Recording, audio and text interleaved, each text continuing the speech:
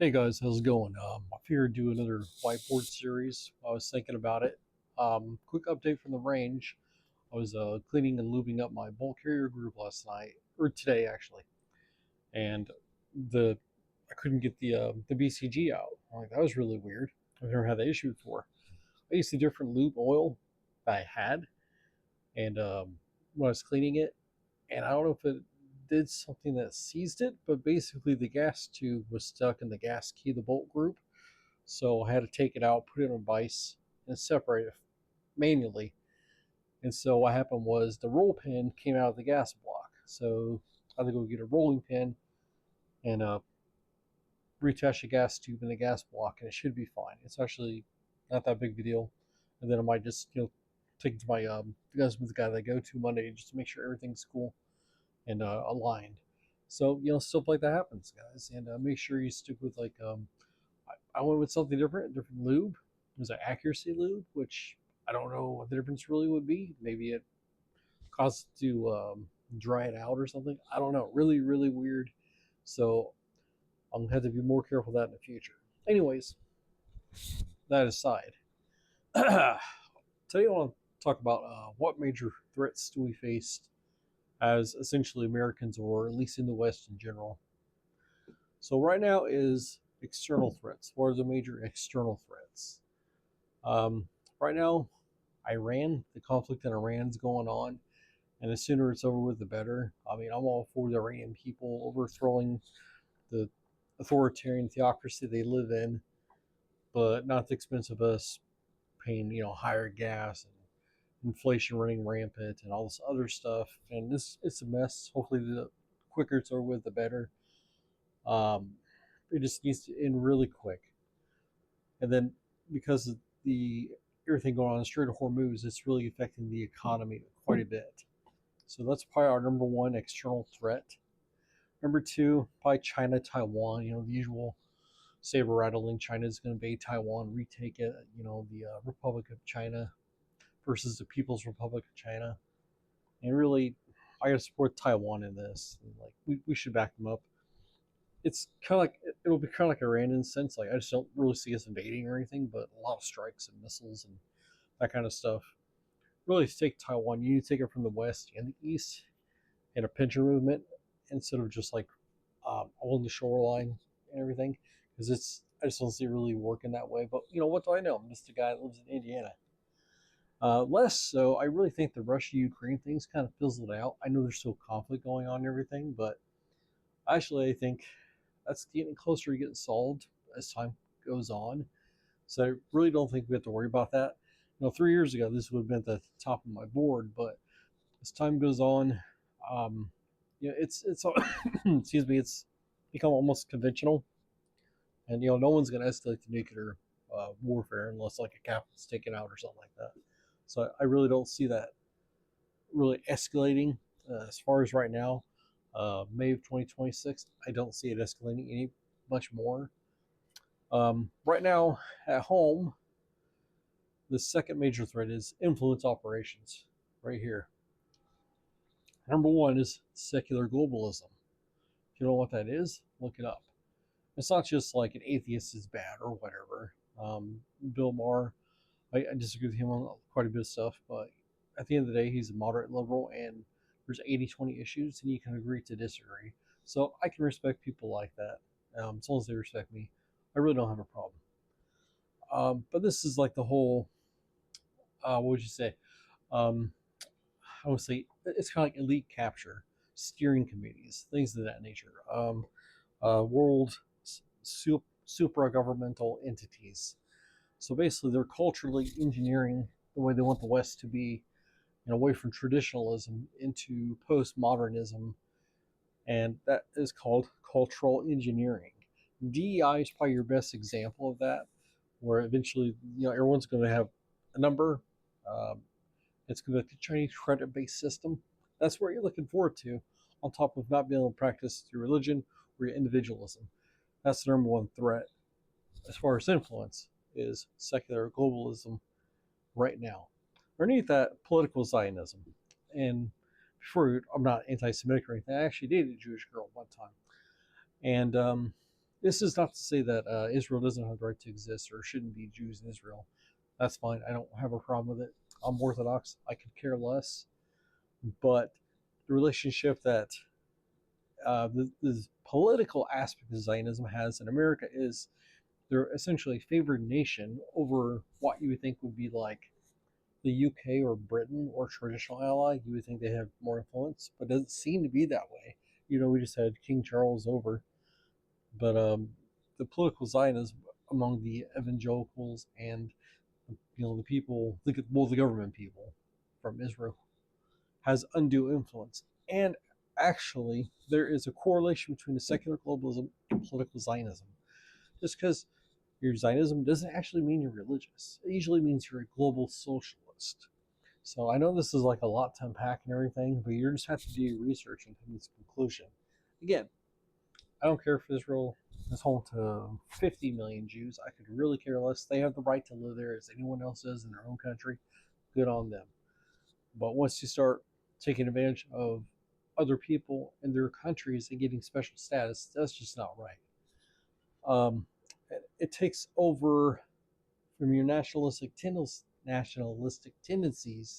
which, okay, that's another thing. Nationalism, not a bad thing. Nationalism, every country should be proud of their nation. The only people that aren't are communists, because the idea behind communism is to dissolve the nation state and to replace it with a nondescript group collective that supersedes countries into one ideology. That's essentially communism, and we just can't have that. So that's the major influence we have here at home, and they're one and two are tied in. Kind of related to these two is radical Islam. Again, it's kind of like, I'm sure there's decent Muslims in this country. I don't have a problem with the guy that and he's a good buddy of yours and everything. Like all the Afghanistan interpreters, guys that used to be in the military, really good dudes probably. I don't have a problem with you as an individual. The problem I have with is radical Islam, which is Sharia law, which is kind of like Zionism in the fact that they're superseding their beliefs on top of ours to circumvent and, what would you say, almost to like, it's almost like a cancer, or it's almost like a toxin spreading, and that it'll take over. So radical Islam with Sharia law, we just cannot have here. If you want a good example of the UK and the mess they're in, it's not going to fly here. It had better not. We are essentially a Christian European country with a bunch of other people that are non-homogenous that live here, that unite in the fact that they just want to be American. And that's the number one identity. An American is someone who believes in the Constitution and individual liberties and freedom of expression without compromising the nation that they're in. The opposite of that is what you have here: radical Islam, political Zionism, and the secular globalism. These are probably the biggest threats in the world right now to Western civilization. Internally, because these are all actually linked together, is socialism. Now, there's a bunch of different kinds. There was once a concept called National Socialism in the 1930s in Austria and Germany. They got very popular. And essentially how that is different, like the far left will say it's not socialism. And they're somewhat right, but not exactly, because true socialism leads to communism. Communism is the utopian system. That is the goal. And under National Socialism, you have socialism, but you're putting patriotism and your nation state on top. For instance, say Zimbabwe became National Socialist. Well, Zimbabwe would want to take over all the continent of Africa, make everyone Zimbabwean. I'm not sure that's how you say it right. And then that's their number one problem, is that one country wants to take over the world as that country. Actually, this sounds kind of a lot like China. I don't know, think about it. So we have social and racial division here at home, and I grew up, I'm a zillennial, so between like 75 and 85 is a subgroup of Gen X and millennials. So like we grew up saying, I don't know, like, the Martin Luther King quote, content your character, not the color of your skin. So we were colorblind. We didn't really give a shit like what race or culture you were from. It's just if you're a cool dude, want to hang out, that's fine, and that's how it should be. Like your culture is cool and it's an interesting factor, and we can talk about it. But your character as an individual, what you do, your actions speak more than what your ethnic background is. That's that's objective truth, which goes back to the previous lesson. Anyways, so this and there's that video with the KGB agent that is from the early '80s. You'd have to look into that too. I can't remember what it's called. I think G. Edward Griffin is the guy that did the interview. Um, so in America, classes and racial divisions are stoked to artificially have a wedge driven in to make things more exasperated. Now, in the last election, a lot of that kind of healed up in a sense because a lot of people just got fed up with the way the secular globalist was affecting our country in the last administration. And so people actually united, and that's where like your moderate liberals and your moderate conservatives can actually get together over 80-20 issues and hash out stuff and still have their own opinions, but not dissolve into name calling and cancel culture and all that kind of crap. But what this affliction checked with secular globalism or just traditional socialism or communism leads to nihilism. If you look at how the Soviets treated their own people, as a person of Lithuanian descent whose family came over at the end of World War I to escape the Soviets and those guys, they just had no respect for anybody unless you're part of that system. And if you're a threat, they would just eliminate you or turn you to a prisoner or kill you or whatever else. And what that leads to is rampant materialism, because even the head Soviets had like palatial estates and luxury cars. They're supposed to be classless. So the nihilism or blackpilling took over, and so no one really had worth unless you could give them worth yourself. And what this comes down to internally is that political parties, in my opinion, are actually the problem.